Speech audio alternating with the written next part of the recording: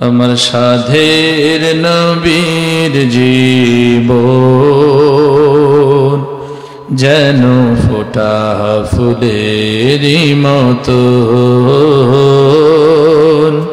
যেন ফোটা ফুলেরই মতো।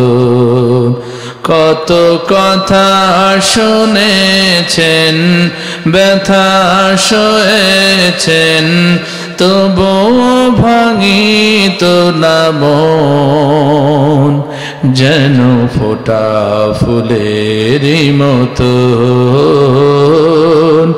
যেন ফোটা ফুলেরই মতো। মক্কার পথে লেগে আছে নবীর রাত, কত শত কেঁদেছিলেন তার কত শত ভক্ত। মক্কার পথে লেগে আছে নবীর রাত,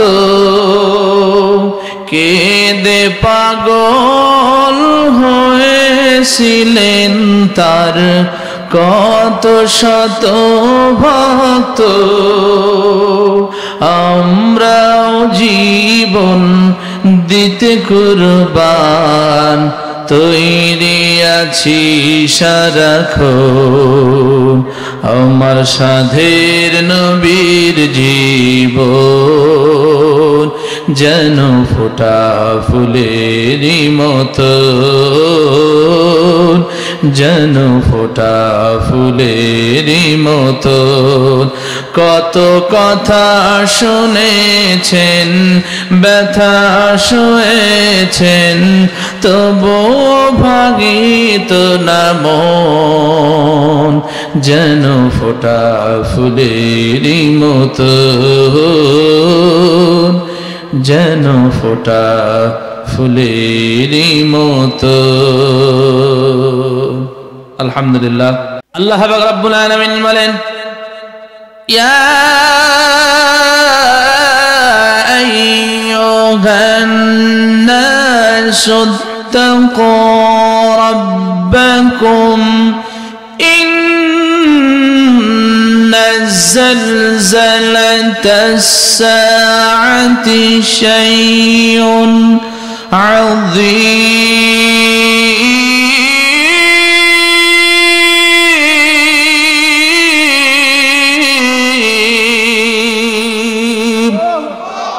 ইয়া আইয়ুহান নাস, হে মানব জাতি, ইত্তাকু রাব্বাকুম, ভয় করো কাকে? আমরা ভয় করি কাকে? পৃথিবীর কোন পরাশক্তিকে আমরা ভয় পাই? পৃথিবীর কোন রাজা বাদশাকে আমরা ভয় পাই? ইমানদার হিসেবে, মুমিন হিসেবে ইমানদারেরা ভয় করবে একমাত্র কাকে? ইন্না যালজালাতাস সাআতি শাইউন আযীম, নিশ্চয়ই কিয়ামতের কম্পনটা হবে মহা কম্পন। আল্লাহু আকবার, জোরে বলেন। সম্মানিত ভাই এবং বাবাজিরা আমার, কিয়ামতের ময়দান যেদিন কায়েম হবে, আমি একটু কিয়ামতের ময়দানটা সংক্ষিপ্ত পরিসরে আপনাদেরকে বোঝানোর জন্য প্রচেষ্টা করি। কেন মানুষ মানুষকে চিনবে না, মা তার সন্তানকে চিনবে না, বাবা তার সন্তানকে চিনবে না? ভাই আওয়াজ এরকম হচ্ছে কেন? বন্ধু বন্ধুকে চিনবে না, নেতা তার কর্মীদেরকে চিনবে না, কর্মীরা নেতাকে চিনবে না। কেন চিনবে না? এই প্রকম্পনটা যখন হবে, আওয়াজটা যখন হবে, ইসরাফিল আলাইহিমুসসালাতু ওয়াসসালাম যখন সিংহায় ফুৎকার দেবেন, ওয়ানুফিখা ফিস-সূরি ফাসাইকা মান ফিস-সামাওয়াতি ওয়া মান ফিল আরদি ইল্লা মা শাআ আল্লাহ।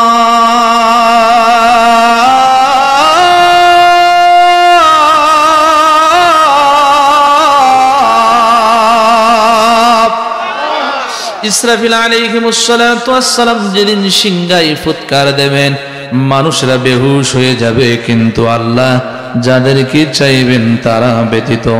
ইয়াউমা তারাউনাহা তাযহালু কুল্লু মুরদিআতিন আম্মা আরদাআত وتضع كل ذات حمل حملها وترى الناس سكارى وما هم بسكارى ولكن عذاب الله شديد। আওয়াজ করে বলা যায় না আল্লাহু আকবার। ওই দিনটা এত কঠিন হবে যে, কম্পনটা এত কঠিন হবে যে, আমার আল্লাহ বলছেন প্রত্যেকটা গর্ভবতীরা গর্ভপাত করে ফেলবে, মানুষরা পাগলের মতো ঘুরতে থাকবে, উন্মাদের মতো আচরণ করবে। ওরা কিন্তু পাগল না, কেন পাগলের মতো আচরণ করবে, উন্মাদের মতো আচরণ করবে? ওয়ালা কিন্না আযাবাল্লাহি শাদীদ, আমি আল্লাহর আযাব দেখে তারা ভয়ে প্রকম্পিত হবে। কিয়ামতের ময়দান যেদিন কায়েম হবে, দুনিয়ার জিন্দেগিতে তো এলাকার একজন সেক্রেটারির কিন্তু অত্যাচারে মানুষদের ঘুম হারাম হয়ে যায়, কথা বলেন ঠিক কিনা? ক্ষমতার বড়ত্ব দেখায়, তার কথায় তার আচার ব্যবহারে মানুষেরা অতিষ্ঠ হয়ে যায়। একজন চেয়ারম্যান সে যদি জালেম হয়, এলাকার মানুষেরা বসবাস করতে পারে না। কিয়ামতের ময়দান যেদিন কায়েম হবে, আমার আল্লাহ বড় বড় রাজা বাচ্চাদের নাম ধরে ডাকবেন, আইনা ফিরাউন, আইনা নমরুদ, আইনা বখতে নাসর, আইনা ডোনাল্ড ট্রাম্প, কোথায় তোমার রাজত্ব? দুনিয়ার জিন্দেগিতে ক্ষমতার বড়াই দেখিয়েছিলে, অহংকার করেছিলে, আমার ইমানদার বান্দা বান্দীদের উপর জুলুম করেছিলে, মিথ্যা অপবাদ আরোপ করে জেলের মধ্যে বন্দী করেছিলে, কথা ঠিক কিনা? আর যারা বলে ঠিক কিনা? বিগত দিনে 16টি বছর স্বৈরাচার ইসলামী আন্দোলনের কর্মীদের উপরে মিথ্যা মামলা দিয়ে জেলের মধ্যে বন্দী। আমি এখানে 2 বছর আগে একবার এসেছিলাম, এখানে কিন্তু গার্ড দেয়া ছিল, হুজুর উল্টা পাল্টা কোনো বক্তব্য দেয় কিনা, একেবারে সোজা সোজি উল্টা পাল্টা বক্তব্য দিলে কিন্তু খবর আছে। তারা আজ কোথায় গেছে? জুলুম নির্যাতন করে দুনিয়ায় চিরস্থায়ীভাবে থাকা যায় না। আল্লাহর সাহায্য যখন মুমিনদের জন্য আসে, বাতিল পালানোর জন্য কিন্তু ইঁদুরের গর্ত খুঁজে পায় না, কথা ঠিক কিনা? আর যারা বলে ঠিক কিনা? অতএব জুলুম করো, নির্যাতন করো, ইতিহাস থেকে শিক্ষা গ্রহণ করো। যারাই জুলুম করেছে, অন্যায় করেছে, আল্লাহর সাহায্য আসলে তারা পালানোর জায়গা খুঁজে পায় না। বড় বড় নেতাদের নাম ধরে আল্লাহ বলবেন, লিমানিল মুলকুল ইয়াউমু লিল্লাহিল ওয়াহিদিল কাহ্হার। কোথায় তোমার ক্ষমতা? আজকে একটু ক্ষমতা দেখাও তো। তোমার ক্ষমতার কারণে ইমানদারেরা কনকনে শীতের মধ্যে বাড়িতে স্ত্রীর কাছে সময় দিতে পারে নাই, কথা বলে না, কথা বলে না। তারা কোরআনের বইটাকে বসতে পারে নাই, কোরআন হাদিসের আলোচনা করতে পারে নাই। তোমার নামটা লিফলেটে না থাকার কারণে তুমি কোরআনের মাহফিল বন্ধ করেছিলে। আজকে তোমার পাওয়ার কথা একটু আসো তো। লিমানিল মুলকুল ইয়াউম, আজকের দিনের একমাত্র ক্ষমতার অধিপতি আল্লাহ। কিয়ামতের দিন ক্ষমতার অধিপতি হবেন কে? আর কারোর কোনো ক্ষমতা থাকবে? মালিকি ইয়াউমিদ্দিন।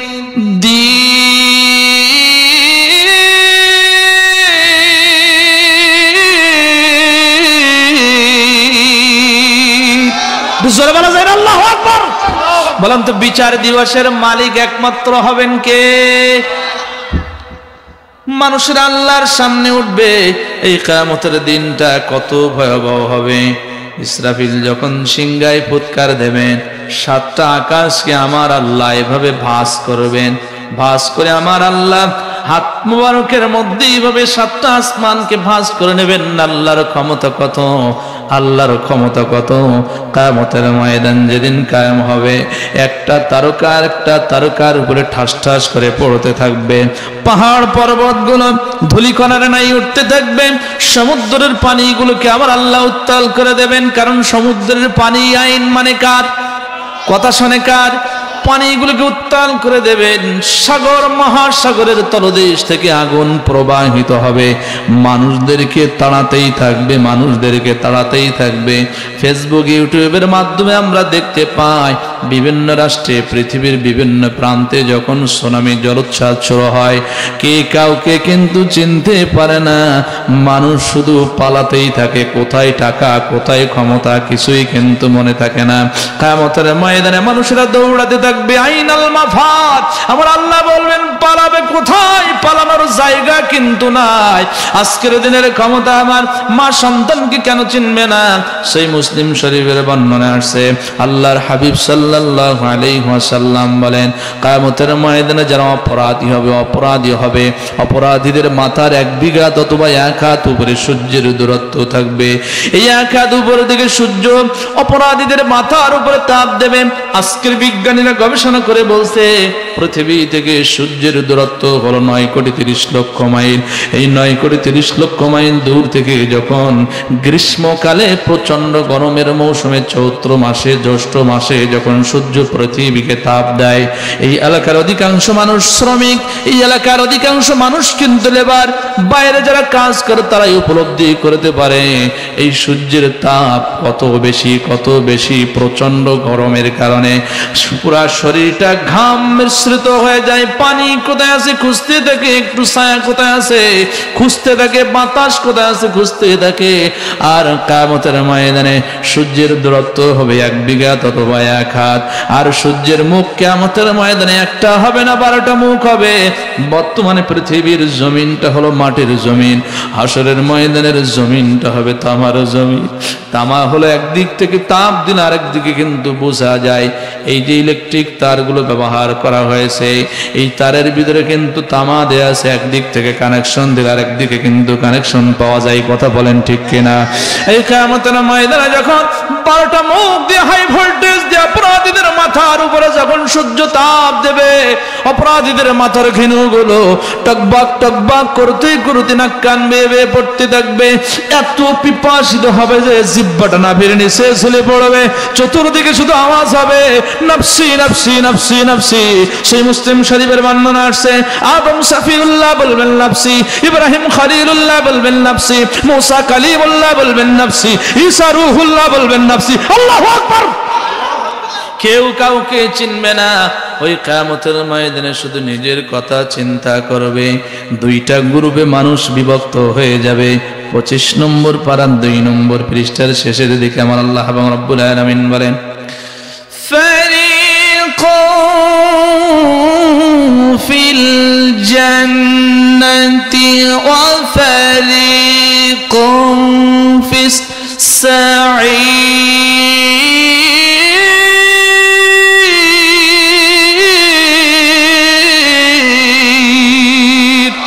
সবাই 2টি হাত উঁচু করে বলেন আল্লাহু আকবার।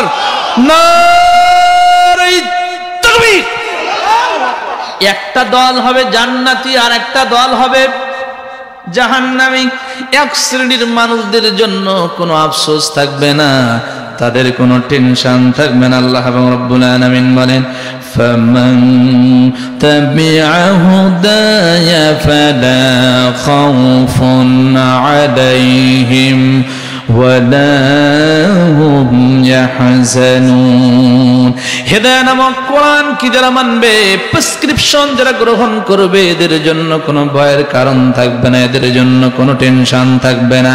তামাম ভয় এবং টেনশনের হাত থেকে আমি আল্লাহ তাদেরকে নিশ্চয়তা দান করব। আওয়াজ করে বলেন সুবহানাল্লাহ। এই কিয়ামতের দিন মানুষের আল্লাহর সামনে উপস্থিত হবে। এবার আমার আল্লাহর সামনে 9 শ্রেণীর মানুষেরা, তারা জিহ্বায় কামড় দেবে, আঙ্গুলটা এভাবে গালে নিয়ে কামড় দেবে আর বলবে, হাই আফসোস আমাদের জন্য, দুর্ভোগ, আমরা যদি ওই কাজটা করতাম। কয় শ্রেণীর মানুষ? কথা কি বুঝতেছেন? এই 9টা কোয়ালিটি যদি আমাদের মধ্যে থাকে, এর থেকে বেরিয়ে আসতে হবে। 1 নম্বরে কিয়ামতের ময়দানে মুসিবতের দিনে যারা আফসোস করবে তারা হলো কাফের। জোরে বলেন তারা কি? আল্লাহ রাব্বুল আলামিন বলেন, ইন্না আনযারনাকুম আযাবান করিবা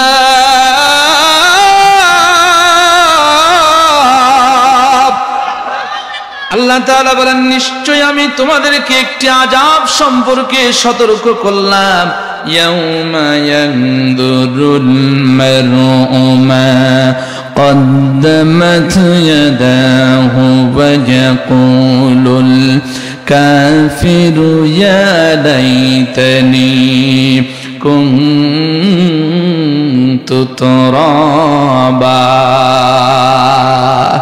এই আযাবের দিন যখন আসবে, মহাপ্রকম্পনের দিন যখন আসবে, কিয়ামতের দিন যখন আসবে, মানুষেরা পশ্চাতে কি প্রেরণ করেছে, আখিরাতের জন্য তাদের আমলনামায় কি সঞ্চয় করেছে, প্রত্যেকটা মানুষ তাদের আমলনামা দেখতে পাবে। আল্লাহ তাআলা আমাদের আমলনামাগুলো এই গলার মধ্যে লটকিয়ে দিয়েছেন, চিপস আকারে দিয়েছেন। 17 নম্বর সূরা, নাম সূরা বনী ইসরাঈল, 15 নম্বর পারা 2 নম্বর পৃষ্ঠার মাঝের দিকে আল্লাহ রাব্বুল আলামিন বলেন, ওয়া কুল্লু ইনসানিন নালজামনাহু তায়রাহু ফি উনুকি ওয়া নুখরিজু লাহু ইয়াওমাল কিয়ামাতি কিতাবান ইয়ালকাহু মানশুরা। যার প্রাপ্তবয়স্ক আমরা হয়েছে, এখানে হাত দিয়ে দেখেন, একটা হাড় উঁচু হয়ে আছে না নাই? একটু কথা বলেন, আছে না নাই? আমার কথা কি বুঝতে অসুবিধা হচ্ছে আপনাদের? এই গলায় একটা হাড় উঁচু আছে না নাই? আমার আল্লাহ এই উঁচু জায়গায় আমাদের আমলনামা রেকর্ড করে দিয়েছেন, আমলনামা ফিট করে দিয়েছেন। ইন্নাল আবরারা লাফি নাঈমিন ওয়া ইন্নাল ফুজ্জার লাফি জাহিম কিরামান কাতিবিন। দুই কান্দের মধ্যে দুইজন সম্মানিত লেখক দ্বয়কে ক্যামেরাম্যানকে আমার আল্লাহ ফিট করে দিয়েছেন। রাতে দিনে গোপনে প্রকাশ্যে মানুষের দৃষ্টির অগোচরে জনসম্মুখে আমরা যে কাজগুলো করি সব কিছু রেকর্ড করেছেন। এই যে আমরা মোবাইল ফোন ব্যবহার করি, মোবাইলের মধ্যে একটা মেমোরি আছে, এই মেমোরির মধ্যে ইসলামিক গজল আছে, সঙ্গীত আছে, কোরআন শরীফ আছে, কোরআন তেলাওয়াত আছে, ওয়াজের ভিডিও আছে, আছে না নাই? একটু কথা বলেন, আছে না নাই? এখানে আমার আল্লাহ একটা মেমোরি দিয়ে দিয়েছেন, এই ক্যামেরা দিয়ে ফেরেশতারা যা কিছু রেকর্ড করেছেন এই জায়গায় সংরক্ষণ করা হচ্ছে।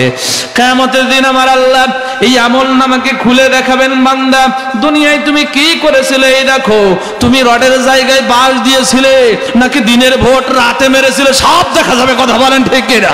আরো যারা বলেন ঠিক কিনা? সব দেখা যাবে।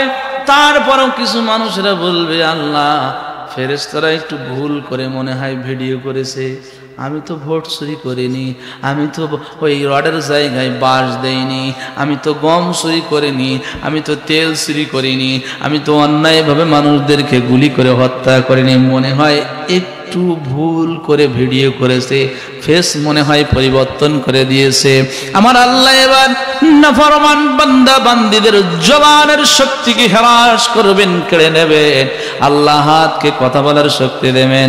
আল-ইয়াউমা নাখতিমু আলা أفواههم وتكلمنا أيديهم وتشهد أرجلهم بما كانوا يكسبون زر الله أكبر এই জবানের কথা বলার শক্তি আল্লাহ বন্ধ করে দেবেন। এই জিহ্বা কথা শুনে কার? জোরে বলেন। এই মুখমণ্ডল কথা শুনে কার? কথা বলার শক্তি দিয়েছেন যিনি, তিনি কে? জিহ্বাকে বলবেন স্টপ, খামোশ হয়ে যাও, চেষ্টা করবে কিন্তু হবে না। হাতকে কথা বলার শক্তি দেবেন, এই চোখকে কথা বলার শক্তি দেবেন, পাকে কথা বলার শক্তি দেবেন। হাত বলবে আল্লাহ তোমার বান্দা মিথ্যা বলছে, রাতের অন্ধকারে রাজবাদ বাজারে ইসলামী আন্দোলনের কর্মী হওয়ার কারণে, দিন প্রতিষ্ঠার আন্দোলন করার কারণে এই হাত দিয়ে নিরপরাধ মানুষদেরকে গুলি করে হত্যা করেছিল। কথা বলে না, কথা বলে না। এই হাত দিয়ে ভোট চুরি করেছিল। কথা বলেন না কেন? এই হাত দিয়ে নিরপরাধ মানুষদের হাতে হ্যান্ডকাপ করিয়েছিল। হাত তার বিরুদ্ধে সাক্ষ্য দেবে, পা তার বিরুদ্ধে সাক্ষ্য দেবে।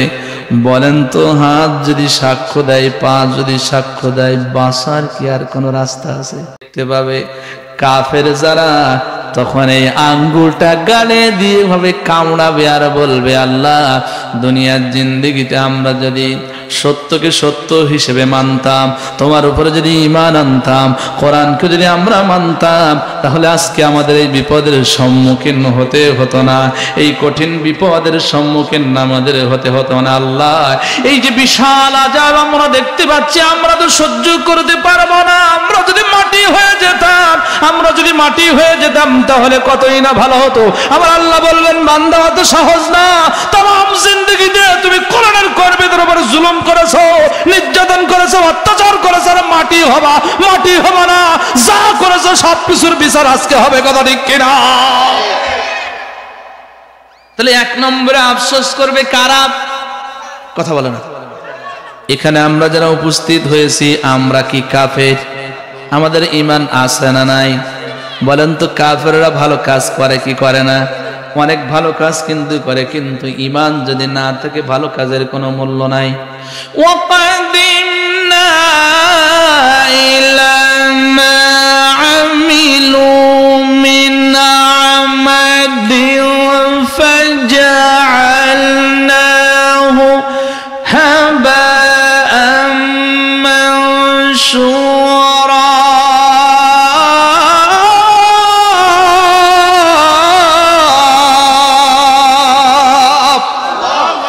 কাফেররা কিন্তু অনেক ভালো কাজ করে, খ্রিস্টানরা কিন্তু অনেক ভালো কাজ করে। ইন্ডিয়ায় যারা গিয়েছেন, ভ্যালোরে যারা গিয়েছেন, সিএমসি একটা হসপিটাল আছে, খ্রিস্টান হসপিটাল। বাংলাদেশের ডাক্তাররাও সেবা যত্ন নেয়, কিন্তু তাদের সেবা যত্ন নেওয়ার সিস্টেম আলাদা। ভারত সরকার কিন্তু রাষ্ট্রীয়ভাবে বা বিভিন্ন হসপিটাল বাংলাদেশের রোগী দেখবে না এরকম বয়কট করেছিল, কিন্তু আপনার ভেলোরের ওই খ্রিস্টান হসপিটালের ডাক্তাররা বলেছিল এটা পলিটিক্যাল বিষয়, এটা রাষ্ট্রীয় বিষয়, কিন্তু অসুস্থ মানুষদেরকে সেবা দেওয়া এটা কিন্তু অনেক ভালো কাজ। আমরা এর তীব্র নিন্দা জানাই। সে মুসলিম হোক অথবা ইহুদি হোক অথবা হিন্দু হোক অথবা খ্রিস্টান হোক, এটা তার পরিচয় না। মানুষ হিসেবে অসহায় দুরুস্ত মানুষদেরকে সেবা যত্ন নেয় এটা কল্যাণমূলক কাজ, অতএব কাজ করতে হবে। বাংলাদেশেও কিন্তু অনেক খ্রিস্টানরা টাকা পয়সা দিয়ে মানুষদেরকে সহযোগিতা করেছে। বলুন তো এই কাজগুলো ভালো কাজ না খারাপ কাজ? এই কাজের প্রতিদান আমার আল্লাহ ঈমান না আনার কারণে দুনিয়া থেকেই দিয়ে দেবেন। আখিরাতে যে তারা দেখবেন সব ধুলিকণায় পরিণত হয়ে গিয়েছে। কারণ ঈমান যদি না থাকে আমল দিয়ে জান্নাতে যাওয়া যাবে না। কথা ঠিক কিনা? ইন্নাল্লাযীনা আমানু ওয়া আমিলুস সালিহাতি কানাত লাহুম জান্নাতুল ফিরদাউসি নুজুলা।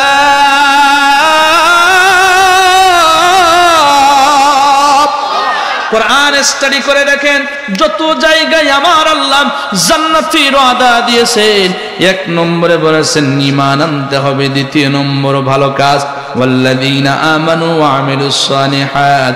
আল্লাহ ঈমান আগে বলেছেন, ঈমান যদি না থাকে আমল দিয়ে কি জান্নাতে যাওয়া যাবে? দৃষ্টান্ত হিসেবে নিতে পারেন, আল্লাহর নবীর আপন চাচা আবু তালেবের নাম কি আপনারা শুনেছেন? কি আপনাদেরকে কষ্ট হচ্ছে? নবীজির চাচা।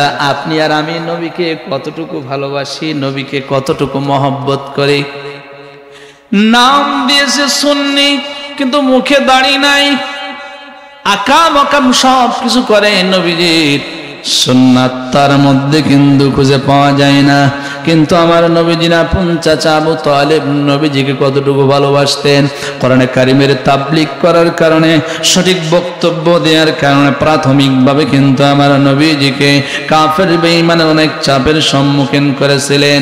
একজন মানুষ কথা দিয়ে কর্মের মাধ্যমে আর্থিকভাবে সহযোগিতা করেছিলেন কাফের বেঈমানদের মধ্য থেকে, আত্মীয় স্বজনদের মধ্য থেকে। তিনি আর অন্য কেউ নন, আবু তালিব। কেমন ভাবে ভালোবাসতেন! নবী যখন কালিমার দাওয়াত দিলেন আবু তালিবের কাছে। প্রাথমিকভাবে কুরাইশদের একটি দল গেল, হে আবু তালিব, আমাদের সম্মানিত নেতা, আপনি দুনিয়ায় জীবিত থাকাকালে মক্কায় অবস্থানকালে আপনার ভাতিজা মুহাম্মাদুর রাসূলুল্লাহ কি করে আমাদের পূর্বপুরুষদেরকে পথভ্রষ্ট বলে, লাত মানত উজ্জাহবলের বিরুদ্ধে বক্তব্য দেয়, আপনি যদি গাইড না করেন তাহলে কিন্তু আমরা তার বিরুদ্ধে ব্যবস্থা গ্রহণ করব। আমার নবীজির চাচা বলেছিলেন, ভাতিজা যে যাই বলুক বলুক করুক, তুমি টেনশন করো না, চিন্তা করো না, তোমার কাজ তুমি স্বতঃস্ফূর্তভাবে পালন করে যাও। মক্কার কাফেররা নবীজিকে প্রাথমিকভাবে বোঝানোর চেষ্টা করলো, ব্যর্থ হলো। এবার ওয়ালিদ ইবনে মুগীরার ছেলেকে নিয়ে আল্লাহর নবীর চাচা আবু তালিবের কাছে আসলেন।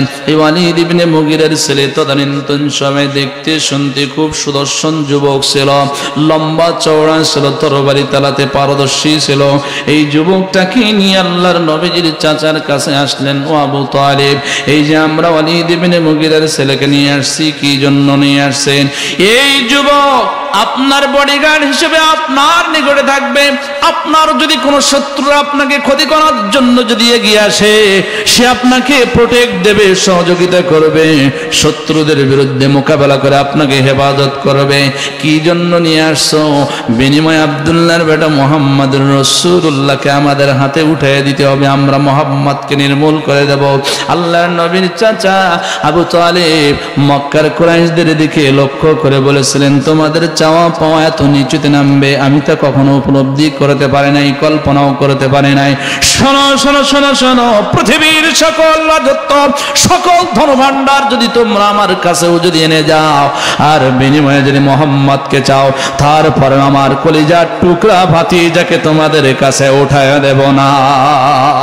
জোরে আল্লাহু আকবার হয়। আমার নবীজি দাওয়াতি কার্যক্রম শেষে যখন সন্ধ্যাবেলা বাড়িতে আসলেন, নবীজির চাচা বললেন, ভাতিজা মুহাম্মদ আসো, আমার কাছে আসো। এবার বিস্তারিত কথা বললেন। মক্কার মানুষেরা ওয়ালিদ ইবনে মুগীরার ছেলেকে নিয়ে আমার নিকটে আসছিল, তুমি এমন বোঝা হয়ে আমার কাঁধের উপরে চেপে বসো না, যে বোঝা বইতে আমি অক্ষম হই। আমার নবীজি মনে মনে ভাবলেন, হয়তোবা আমার চাচা যান আমার উপরে একটু মনক্ষুণ্ণ হয়েছেন, মনে হয় আমাকে কাফের বেঈমানদের হাতে উঠিয়ে দেবেন। আমার তো বাবা নাই, এই মক্কা নগরীতে আমার মা নাই, আমার কেউ নাই, আমি এতিম সন্তান। নবীজি চলে যাচ্ছিলেন, নবীজির দু চোখ বেয়ে বেয়ে অশ্রু নির্গত হচ্ছিল। নবীজির চাচা আবু তালিব ডাক দিলেন, এ মুহাম্মদ, এ আমার কলিজার টুকরা ভাতিজা, আসো আসো, তুমি মনে কষ্ট নিও না, ব্যথিত হয় না। আমি বয়োবৃদ্ধ হয়ে গিয়েছি, বয়স হয়ে গিয়েছে। এই মক্কার যুবকেরা কিন্তু শৃঙ্খল, তারা এখন আমার কথা শুনতে চাই না। তুমি কি মনে মনে ভেবেছো ওয়ালিদ ইবনে মুগীরার ছেলের বিনিময়ে ওয়ালিদ ইবনে মুগীরার ছেলেকে রেখে আমি কি তোমাকে মক্কার কাফেরদের হাতে উঠিয়ে দেব? না না না না, এটা হতে পারে না। তুমি যতদিন পর্যন্ত ইচ্ছা করো দিন কায়েমের আন্দোলন করে যাও, আমার দেহের মধ্যে যতক্ষণ পর্যন্ত প্রাণ সঞ্চারিত থাকবে ততক্ষণ পর্যন্ত আমি তোমার চতুর্দিকে ছায়ার মতো পরিবেষ্টন করব। আমার সর্বোত্তম প্রচেষ্টার মাধ্যমে কাফের বেঈমানদের অনিষ্টতার হাত থেকে তোমাকে হেফাজত করব। তুমি টেনশন করো না, তুমি চিন্তা করো না। একটু আওয়াজ করে বলা যায় না সুবহানাল্লাহ? আমার নবীজির চাচা কেমন ভালোবাসতেন। নবীজি তারপরেও যখন দিন কায়েমের আন্দোলন থেকে নিজেকে না সরালেন, কাফের বেঈমানেরা আল্লাহর হাবিব সাল্লাল্লাহু আলাইহি ওয়াসাল্লাম এবং আমার নবীজির সাহাবীদেরকে জেলের মধ্যে বন্দী করলো। সেই পাহাড়ের নাম ছিল, জেলের নাম ছিল শিয়াবে আবু তালিব। সেই জেলের মধ্যে কিন্তু শুধু মুসলমানরা ছিল না, আমার নবীজির চাচা আবু তালিব সে কিন্তু কালিমা পড়ে মুসলমান হয়নি, ইসলাম ধর্ম কবুল করেনি। আমার নবীজির চাচাকে কিন্তু শিয়াবে আবু তালেবের মধ্যেও বন্দী করেছিল। রাত যখন ঘনিয়ে আসতো, আজকের তো আয়না ঘরের কথা শুনে কত মানুষেরা চোখের পানি ফেলায়। আয়না ঘরে তো খাবার দিত, আয়না ঘরে তো জীবন বাঁচিয়ে রাখতে পারতো, কিন্তু আমার নবীজিকে যেই ঘরের মধ্যে অবস্থান করতে দিয়েছিল ওই ঘরের মধ্যে তারা থাকতো, বাইরে বের হতে পারতো না। রাষ্ট্রীয়ভাবে আইন প্রণয়ন করেছিল, এই মোহাম্মদ এবং তার অনুসারীদেরকে কেউ টাকা দিয়ে সহযোগিতা করতে পারবে না, খাবার দিয়ে সহযোগিতা করতে পারবে না, কথা দিয়ে সহযোগিতা করতে পারবে না। যারাই সহযোগিতা করবে তাদেরকে 14 শিকের মধ্যে বন্দী করা হবে। রাত যখন ঘনিয়ে আসতো সবাই নিশ্চিন্তে ঘুমায় যেত, কিন্তু নবীজির চাচার মস্তিষ্কের মধ্যে চিন্তা, না জানি মক্কার কাফের রাতের অন্ধকারে আমার ভাতিজাকে আমার কাছ থেকে না কেড়ে নেয়। এই চিন্তা চেতনা করে নবীজির চাচা আবু তালেবের একজন সন্তান ছিল, তার নাম ছিল আবদুল্লাহ। এই আব্দুল্লাহ ওই গৃহের মধ্যে বন্দী ছিল, জেলের মধ্যে বন্দী ছিল। রাত যখন গভীর হতো, আব্দুল্লাহর বিছানা কোথায় ছিল? ওই বিছানায় আমার নবীজির চাচা আবু তালেব নবীজিকে তার নিজের সন্তানের বিছানায় শোয়াই দিত। আর নবীজির চাচা আবু তালেবের নিজ সন্তানকে নবীজির বিছানায় এই চিন্তা চেতনা করে শোয়াই দিত। রাতের অন্ধকারে যখন আমরা জেলের মধ্যে ঘুমিয়ে পড়ব, না জানি মক্কার কাফেররা আমাদের ঘুমন্ত অবস্থায় আমার ভাতিজাকে তরবারি দিয়ে দ্বিখণ্ডিত না করে দেয়। মুহাম্মদ কোথায় বিশ্রাম করে কোথায় থাকে মক্কার কাফেররা তো সেটা ভালোভাবেই অবগত আছে। রাতের অন্ধকারে আমার ভাতিজার বিছানায় আমার কলিজার টুকরা সন্তানকে দিয়ে দিলাম। রাতের অন্ধকারে মুহাম্মদ ভেবে আমার কলিজার টুকরা সন্তানকে হত্যা করো, তরবারি দিয়ে দ্বিখণ্ডিত করে দেও, তাও আমার মনে কোনো আফসোস থাকবে না, দুঃখ থাকবে না।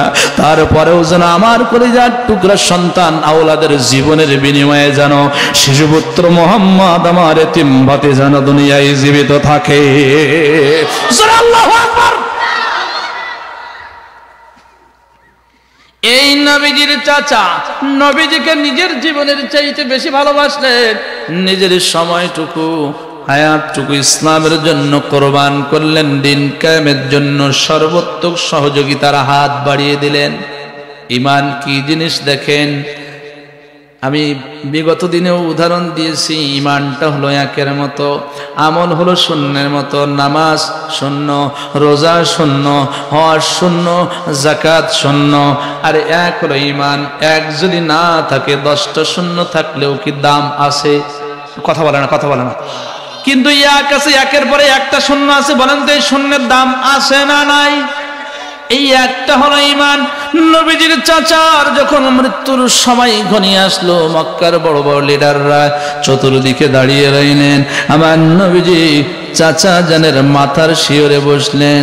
বসার পরে বললেন, চাচা যান, সারা জীবন তো দিনের জন্য নিজের জীবনটাকে কোরবান করলেন, সর্বোত্তম সহযোগিতার হাত আপনি আমার জন্য, মুসলমানদের জন্য বাড়িয়ে দিলেন।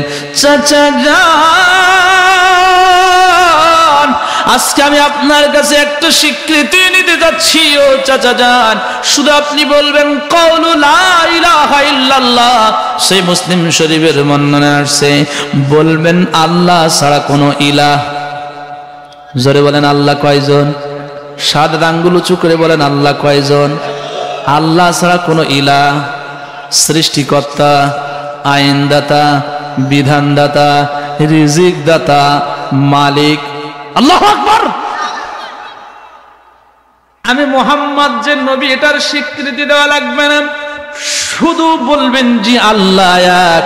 এই কথার উপরে যদি স্বীকৃতি দিতে পারেন, কিয়ামতের ময়দানে, মুসিবতের দিনে আমি আমার জায়গা থেকে সর্বোত্তম প্রচেষ্টার মাধ্যমে, আল্লাহর সঙ্গে কথোপকথনের মাধ্যমে আপনাকে জাহান্নামের আগুন থেকে যেভাবেই হোক না কেন বাঁচানোর জন্য প্রচেষ্টা করব।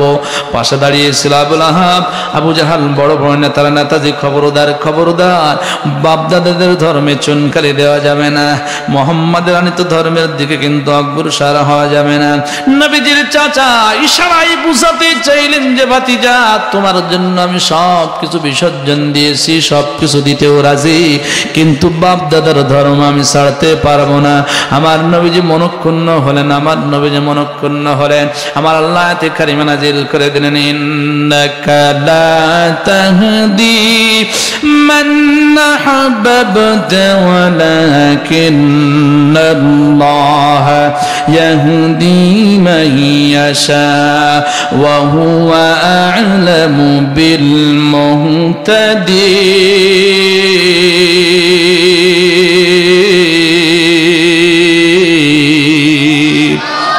আর একটু জোরে বলা যায় আল্লাহু আকবার। হে রাসূল, তুমি যাকে মহব্বত করে ইচ্ছা করলেই তুমি তাকে হেদায়েত দিতে পারো না। ইন্নাকা লা তাহদি মান আহবাবতা, নিশ্চয়ই তুমি যাকে মহব্বত করো, ভালোবাসো, ইচ্ছা করলেই তুমি তাকে হেদায়েত দিতে পারো না, কারণ হেদায়েতের মালিক কে? কথা বলে না কে? ইহদিনাস সিরাতাল মুস্তাকিম।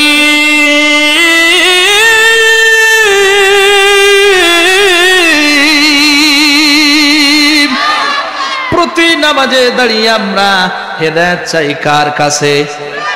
হেদায়েতের উপরে কে প্রতিষ্ঠিত আছে এটা জানেন কে?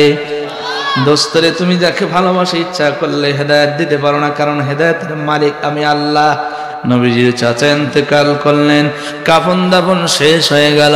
এবার নবীজি তারপর মনটা মানে না, চাচার জন্য দোয়া করতে যাবেন, আল্লাহর কাছে ইস্তিগফার করতে যাবেন যে আল্লাহ, আমার চাচা যান নিজের সময়টাকে আমার জন্য, দিনের জন্য কোরবান করে দেন। এত সহযোগিতা করলেন, যে সময় মক্কার কোন মানুষ সহযোগিতা করার জন্য আমার দিকে এগিয়ে আসে নাই, বরং বিপদে ফেরার জন্য মানুষেরা চেষ্টা করেছিল। আমার চাচাকে একটু কি ক্ষমা করা যায় না? আমার আল্লাহ এবার আয়াতে কারিমা নাযিল করলেন, মা কানা লিন-নাবিয়্যি ওয়াল-লাযীনা আমানু আন ইস্তাগফিরু লিল-মুশরিকিনা ওয়ালাউ কানু উলি কুরবা মিন বা'দি মা তাবায়্যানা লাহুম আন্নাহুম আসহাবুল জাহিম।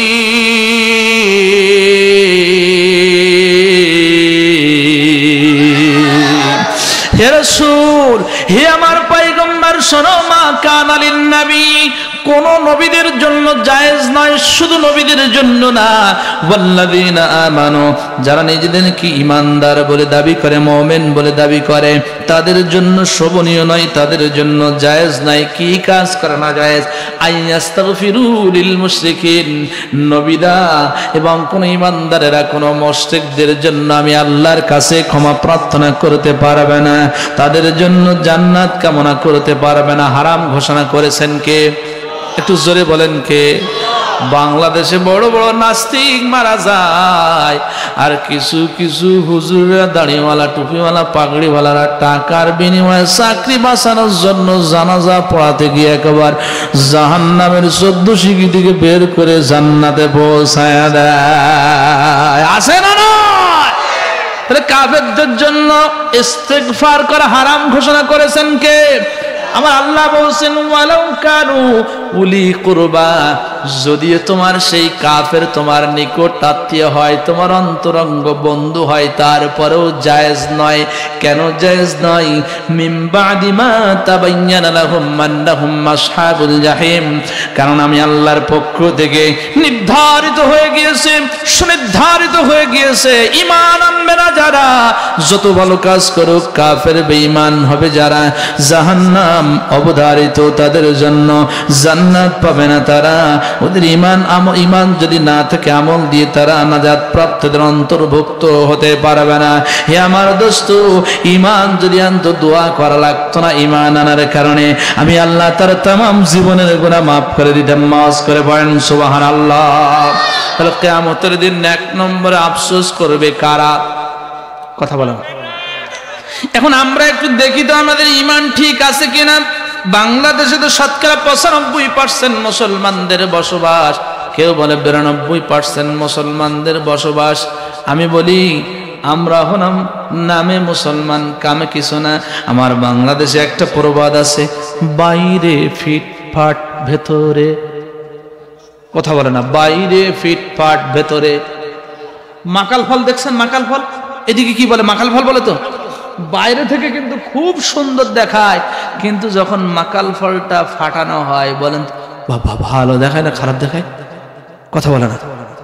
বাংলাদেশে সত্যিকার অর্থে যদি 95% মুসলমানদের বসবাস থাকতো আল্লাহর কোরআনের পাখি মরহুম আল্লামা দেলাওয়ার হোসেন সাইদি রাহিমাহুল্লাহ 40টি বছরের অধিক নিঃস্বার্থভাবে কোরআনের দাওয়াত গোটা পৃথিবীতে প্রচার করেছিলেন। যদি 95% মুসলমান সত্যিকার অর্থে যদি থাকতো, নিরপরাধ কারারুদ্ধ অবস্থায় আলমকে 13টি বছর জেলের মধ্যে বন্দী থাকতে হতো না। কথা বলেন না কেন, ঠিক কিনা? মামুনুল হক জেলের ভিতরে যেত না, মুফতি আমির হামজা যেত না। তাহলে বুঝতে হবে 95% মুসলমান হলো সাইনবোর্ডে মুসলমান। কষ্ট পাচ্ছেন আপনারা? একটু ঈমান ঠিক আছে কিনা দেখি। কারণ বিশ্ব মানবতার মুক্তির দিশারি নবিয়ুনা মুহাম্মাদুর রাসূলুল্লাহ সাল্লাল্লাহু আলাইহি ওয়াসাল্লাম বলেন, কিয়ামতের পূর্বে মানুষের বাড়ি চাকচিক্য হোক আর না হোক, মানুষেরা কিন্তু মসজিদ চাকচিক্য করা নিয়ে চিন্তা করবে। ঈমান আমল কোথায় আছে, নামাজ পড়ে কিনা এটা নিয়ে টেনশন নাই, ও সুদ খায় এটা নিয়ে টেনশন নাই, ও জেনা করে ওটা নিয়ে টেনশন নাই। ওরা মসজিদে টাইলস লাগালো, আমরা কেন লাগাতে পারি নাই? কথা বলেন না কেন? নবীজি আমার বলেন সব কিছু উন্নত হবে কিন্তু ঈমান অনুন্নত হয়ে যাবে। সকালবেলা ঈমান আনবে, বিকালবেলা বেঈমান হবে, বিকালবেলা ঈমান আনবে, সকালবেলা ঈমান হারা হয়ে যাবে। আমি বুঝাতে যাচ্ছি, কিয়ামতের ময়দানে 1 নম্বরে কাফেররা আফসোস করবে, হাতে কামড় দিয়ে, এভাবে কামড় দিয়ে বলবে, হায় দুনিয়ার জিন্দেগিতে কি করেছিলাম, আজ যদি মাটি হয়ে যেতাম। এই আযাবের মধ্যে আমরা তো গ্রেফতার হয়ে নিজেদেরকে আমরা মানাতে পারবো না। এই কঠিন আযাব আমরা সহ্য করতে পারবো না। কিভাবে আমরা এই আযাব সহ্য করব? মাটি হইতে চাইবে। ঈমানটা একটু ঠিক আছে কিনা আমি 6টা পয়েন্ট একটু বলে দিয়ে যাই। ঈমানের ফরজ হলো 6টা। জোরে বলেন কয়টা? একটু জোরে বলেন। এই 6টা ফরজের যদি কোনো একটা যদি ঘাটতি থাকে, ঈমান থাকবে। 1 নম্বরে হলো আল্লাহর প্রতি ঈমান আনা। আল্লাহ কয়জন? 2 নম্বর ওয়া মালাইকাতিহি, ফেরেশতাদের প্রতি ঈমান আনা। 3 নম্বরে কিতাবের প্রতি ঈমান আনা। শুধু কোরআন নয়, ইতিপূর্বে যত কিতাব এসেছে, এই কোরআনের মধ্যে অর্থনীতির কথা আছে, কোরআনের মধ্যে সমাজনীতির কথা আছে, কোরআনের মধ্যে রাজনীতির কথা আছে। কিন্তু বাংলাদেশে কিছু স্বার্থান্বেষী রাজনীতিবিদদেরকে আমরা লক্ষ্য করেছি, ইতিপূর্বে জালেমেরাও বলেছিল ধর্মের নামে কোনো রাজনীতি নাই, কোরআনের মধ্যে রাজনীতি নাই, ইসলামের মধ্যে রাজনীতি নাই। একই সুরে কিছু নেতারা বলছে কোরআনের মধ্যে রাজনীতি নাই, আছে না নাই? বলে হুজুররা ধর্মের নামে রাজনীতি করে। হুজুররা ধর্মের নামে রাজনীতি করে না। ধর্মের নামে রাজনীতি করে তারা 5 ওয়াক্ত নামাজ পড়ে না যারা, জুমার দিনে মাথায় টুপি দিয়ে প্রথম কাতারে বসে যারা। কথা বলেন না কেন? ওরা ধর্মের নামে রাজনীতি করে তারা, ভোটের পূর্বে 1 আসরের নামাজ 3 বার পড়ে যারা। ধর্মের নামে রাজনীতি করে তারা, ভোটের পূর্বে মাথায় টুপি দেয়। আর হিন্দু বৌদ্ধ ইহুদি খ্রিস্টান দেখে না, পাইকারিদের সালাম দেয় যারা। ধর্মের নামে রাজনীতি করে তারা, ভোটের পূর্বে শুধু আসসালামু আলাইকুম দেয়, কিন্তু ভোটের পরে সালাম দিলে তাকে চিনতে পারে না। ভোটের আগে চান্দু চাচা কইলো আমাদের, এমপি যদি হতে পারি দেব গোলা ভরে। ভোটের আগে চান্দু চাচা কইলো আমাদের, এমপি যদি হতে পারি দেব গোলা ভরে। এমপি হইয়া এখন দেহি চান্দু চাচার খবর নাই। কথা বলে না? এমপি হইয়া এখন দেহি চান্দু চাচার খবর নাই। আমরা গরিব, আমাদের দেখার মতো কেউ নাই। আমরা গরিব, আমাদের দেখার মতো কেউ নাই। গরম ভাতে বিলাই বেজা, হচ্ছে কথায় মামুই বেজা, কইতে গেলে কীর্তিলা যার মনে লাগে ভয়। আমরা গরিব, আমাদের দেখার মতো কেউ নাই।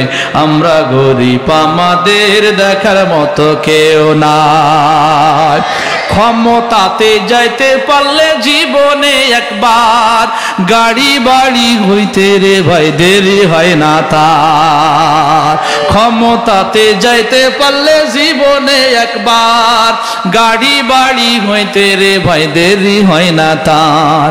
তাই তো মন চাই সব বেচিয়া ভোটেতে দাঁড়ায়, তাই তো মন চাই সব বেচিয়া ভোটেতে দাঁড়ায়। আমরা গরিব, আমাদের দেখার মতো কেউ নাই, আমরা গরিব আমাদের দেখার মতো কেউ নাই। কথা বলেন ঠিক কিনা? আমরা বেনামাজি অসভ্য, যাদের কথা কাজের মধ্যে মিল নাই, যারা মদ পান করে, এদেরকে আমরা দেখতে চাই না। দলমত নির্বিশেষে আমরা মুসলমান। আমার পরিচয় আমি জামাত ইসলামের কর্মী না, আমার পরিচয় আমি বিএনপি না, আমার পরিচয় আমি তাবলিগ না, আমার পরিচয় আমি চরমরাই পীরের মুরিদ না, আমার পরিচয় আমি ফুরফুরার মুরিদ না, আমার পরিচয় আমরা মুসলমান। আনা মিনাল মুসলিমিন। মুসলমান হিসেবে আমাদের স্লোগান হবে আগামীর বাংলাদেশ, কোরআনের বাংলাদেশ, আগামীর বাংলাদেশ, টুপিওয়ালাদের বাংলাদেশ, আগামীর বাংলাদেশ, মাজলুমদের বাংলাদেশ। 3 নম্বরে ঈমানের ফরজ কি? কিতাবের প্রতি। 4 নম্বরে ওয়া রাসূলিহি, নবীদের প্রতি ঈমান আনা। ওয়াল কদরি খাইরিহি, 5 নম্বরে হচ্ছে ভালো এবং মন্দের উপরে, তকদিরের উপরে বিশ্বাস করা। পাশাপাশি জমি চাষ করেছে, 1 বিঘা জমিতে আমার পার্শ্ববর্তী জমিতে হয়েছে 25 মণ ধান, আমার হয়েছে 18 মণ। আল্লাহ, আমি এত নামাজ রোজা করি, ও নামাজ পড়ে না, ও সুদ খায়, ওর মুখে দাড়ি নেই, আল্লাহ ওর 25 মণ দিল আর আমার 18 মণ দিল। কথা বলেন, তকদির বাজেট করেন কে? কথা বলেন কে? আল্লাহ। এটা বিশ্বাস করতেই হবে। 6 নম্বরে আখিরাতের প্রতি ঈমান আনা। এই 6টা বিষয় যতক্ষণ পর্যন্ত না আমরা 100% বিশ্বাস না করব, ওই সাইনবোর্ডেই মুসলমান থাকব। সম্মানিত ভাই এবং বাজিরা আমার, 2 নম্বরে কিয়ামতের ময়দানে মুসিবতের দিনে কারা আফসোস করবে? তারা হলো আমলহীন ব্যক্তি। নামাজ রোজার ধারা ধারায় না, রোজা পড়ে না, রোজা রাখে না, কোরআন তেলাওয়াত করে না, তাসবিহ তাহলিল করে না, আছে না নাই? ওয়াজিআ ইয়াউমাইযিম বিজাহান্নাম ইয়াউমাইযি ইয়াতাযাক্কারুল ইনসানু ওয়া আন্না লাহুয যিকরা ইয়াকুলু ইয়া লাইতানি قدمت لحياتي فيومئذ لا يعذب عذابه أحد। তাওয়াজ করে বলা যায় না আল্লাহু আকবার। কিছু মানুষেরা বলবেন, হায় আমি যদি আগে আমার জন্য কিছু যদি পরকালের জন্য যদি পাঠাতাম, আজকে আমরা এখানে বসে আছি, আগামীকাল সকালবেলা আমার পরিবারের সদস্যরা আমি কি খাবো এটা নিয়ে কিন্তু আমার চিন্তা ফিকির আছে, আগামীকাল দুপুরবেলা আমি কি খাবো এটা নিয়ে আমার কিন্তু চিন্তা ফিকির আছে, কিন্তু আগামীকাল অর্থাৎ পরকালের জন্য আমরা কি সঞ্চয় করেছি এটা নিয়ে কিন্তু চিন্তা ফিকির নাই। যাদের পাপের পাল্লা ভারী হয়ে যাবে, ওয়ামান খাফফাত মাওয়াজিনুহু ফাউলাইকা الذين خسروا أنفسهم في جهنم خالدون।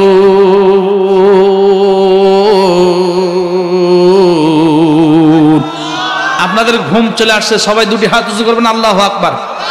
আরো জোরে এভাবে হাত নাড়া দেন, নারায়ে তাকবীর। আরো জোরে লিল্লাহে তাকবীর। কোরআন সুন্নাহর আলো, ঘরে বাইরে জালো, কোরআন আছে যেখানে, হাদিস আছে যেখানে, সুদ আছে যেখানে, ঘুষ আছে যেখানে, জিনা আছে যেখানে,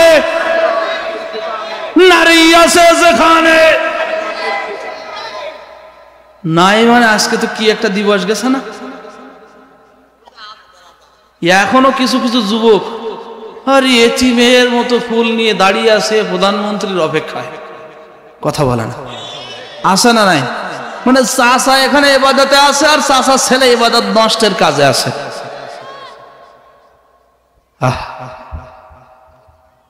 সিজনারি ভালোবাসা এটা কোনো ইমানদারদের ভালোবাসা হতে, একটা পশুর মধ্যে সিজনারি ভালোবাসা আছে।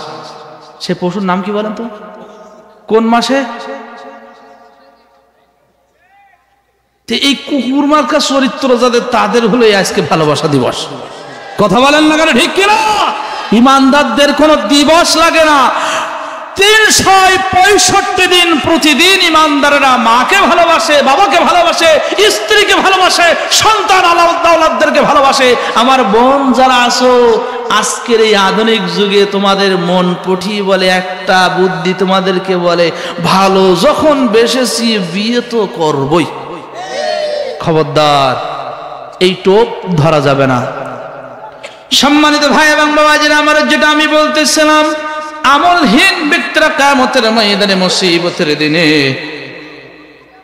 আফসোস করবে, আমরা পরকালের জন্য কিছু পাঠাই নাই, আমল নামা শুধু ভারী করে দিয়েছি। আল্লাহ রাব্বুল আলামিন বলেন, ইয়া আইয়ুহাল্লাযীনা আমানু ইত্তাকুল্লাহা ওয়াল তানজুর নাফসুম মা কদ্দামাত লিগাদ ওয়াত্তাকুল্লাহা ইন্নাল্লাহা খাবীরুম বিমা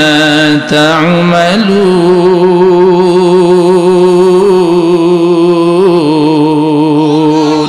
আমার আল্লাহ বলছেন, হে ইমানদারেরা, ইত্তাকুল্লাহ, আমি আল্লাহকে তোমরা ভয় করো, ওয়াল তানজুর নাফসুম মা কদ্দামাত, প্রত্যেকটা নফসের, প্রত্যেকটা আত্মার, ইমানদারদের উপলব্ধি করা উচিত আগামী কালকের জন্য, পরকালের জন্য, আখিরাতের জন্য কি সে পাঠিয়েছে, সঞ্চয় করেছে, এটা নিয়ে প্রত্যেকটা মানুষের চিন্তা করা উচিত। আমার আল্লাহ আবার বলছেন, ওয়াত্তাকুল্লাহ, আমি আল্লাহকে ভয় করো, ইন্নাল্লাহা খাবীরুম বিমা তা'মালুন, বান্দারে রাতে দিনে গোপনে প্রকাশ্যে তুমি যা কিছু করো সব কিছু কিন্তু আমি আল্লাহ জানি। অন্তরের মধ্যে কুফরি নীতি অবলম্বন করে, শয়তানি নীতি অবলম্বন করে মানুষের সামনে যদি তুমি ভালো নীতি জাহির করার চেষ্টা করো, মানুষের কাছ থেকে সব কিছু গোপন করা যায়, কিন্তু আমি আল্লাহর কাছ থেকে গোপন করা যায় না। অতএব পরকালের চিন্তা আমাদের করার দরকার আছে না নাই? জোরে বলেন, আছে না নাই?